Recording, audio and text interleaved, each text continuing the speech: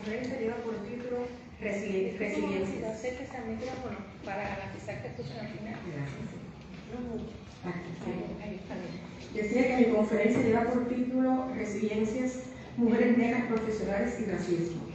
Y gracias que las ponentes anteriores pues ya han abordado parte de lo que son los contextos racistas, incluso hasta determinadas legalidades que tienen que ver con la educación referente al sexo y al color de la piel. Por tanto, me voy a repetir en ese sentido. Ahora, para mí fue muy importante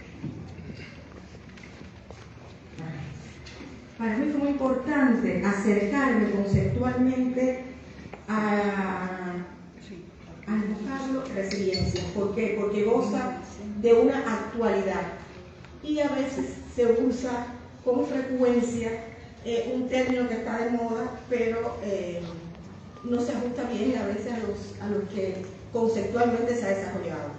Y realmente la Asociación de APA, de Pedagogía Norteamericana, en que el término que más se usa consensualmente es el que la resiliencia es un proceso de adaptarse, resistir, control emocional, recuperarse. ¿A qué? A la adversidad, al trauma, a la tragedia y a las amenazas. De manera que, en este sentido, como es un concepto que aún está en desarrollo, que incluso se está trabajando desde el punto de vista emocional, psicológico, sociológico, comunitario, conforme a las mujeres que traigo como apoyatura,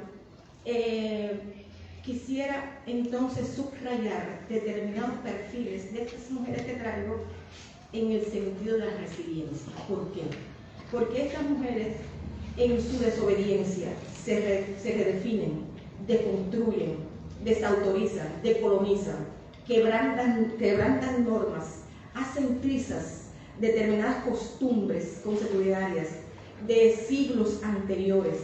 Son mujeres que más que se educaron, más que fueron a una universidad, más que alcanzar un título, tuvieron una determinación fundamental que las distinguieron de otras. Para lo cual, desde el punto de vista epistémico o desde el punto de vista teórico, la sociología de las emergencias y la sociología de las ausencias fue muy importante. ¿Por qué? Porque son esas mujeres invisibilizadas, descartadas, borradas, tachadas, no vistas. Siempre hablamos de Gertrudis Gómez Rebollar, de Amalia Simone y también, pero estas otras mujeres que también tuvieron un desempeño, pues no están dentro de las historias ni siquiera de las localidades y merecen un espacio para ellas. Por eso es que la traigo en ese sentido. La primera mujer que traigo, y podríamos quedarnos en ella, es la doctora Cruz Angulo Verdesi.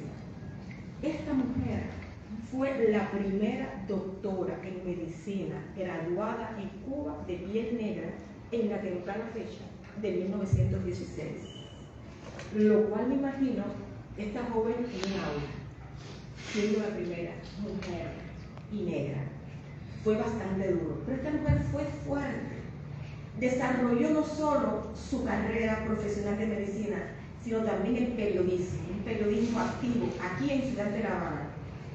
Si me da tiempo puedo hablar de cómo estas hacían asociaciones para estar en casas de amigas. Saben que no había becas, así que estaba en casa de amigos. Y ella desarrolló un periodismo muy activo en revistas habaneras. Es decir, que aquí en la capital tuvo un espacio, además de su carrera. Luego de terminar esta casa que ustedes ven ahí de 2 plantas, ella vivió arriba y abajo tenía su consulta. Fue como descolocar a la costumbre de la localidad de Camagüey con esta casa que ella tuvo. Y en su registro profesional aparece como la doctora Cruz Angulo Verdesi, en el cual tuvo importantes cargos durante la época en que vivió en Camagüey. Escribió en revistas y también en periódicos. trató de educar al negro, porque el negro también tiene prácticas endorracistas, que se autodiscrimina, que tiene comportamientos negativos. Ella decía, por ejemplo, estos negros que andan en chancletas, jugando dominó, tomando ron, tienen que, además de bailar, saber de química, saber de antropología, saber de farmacia, saber de medicina, tienen que educarse para tener un lugar en la sociedad. Y me acordé del panel esta mañana que decía que el mucho trabajo pues daba un espacio, o sea que el trabajo también era para ellos. El endorracismo hoy todavía se practica, muchos negros se aíslan y a veces dicen que por discriminación no estoy aquí, no estoy allá, pero también hace falta una vocación por el estudio y el trabajo sin desmeritar las estructuras sistémicas de exclusión que también existen. Entonces, esta mujer, voy por más, rompió tanto las reglas, que da pena decirlo, pero se mudó para acá, para La Habana. En el directorio médico a nivel nacional ella aparece aquí en La Habana ubicada, pero transgredió tanto que aún en la familia sufrió ostracismo. En mis años de investigación, la familia no sabe cuándo falleció, por qué falleció, le da vergüenza hablar de Cruz Angulo Verdesi y a veces pregunto, ¿pero no sienten orgullo de su bisabuela, que fue la primera doctora que tanto hizo? Y en mi reflexión digo, ¿por qué? Bueno, compró una casa en el auto, realmente no se casó, no tuvo descendencias. El final de su vida tuvo que ver un tanto con el hospital psiquiátrico. Y hay claves que van por ahí que determinan el por qué su comportamiento, aún en la familia, la borró. Y esto es un ejemplo importante. La otra mujer que traigo es la doctora en pedagogía Luisa Vélez Betancourt. ¿Por qué traigo a Luisa Vélez Betancourt? Porque Luisa Vélez Betancourt, al igual que hoy, que hay un movimiento que se llama afrofeminista, pero es un proceder de la etapa.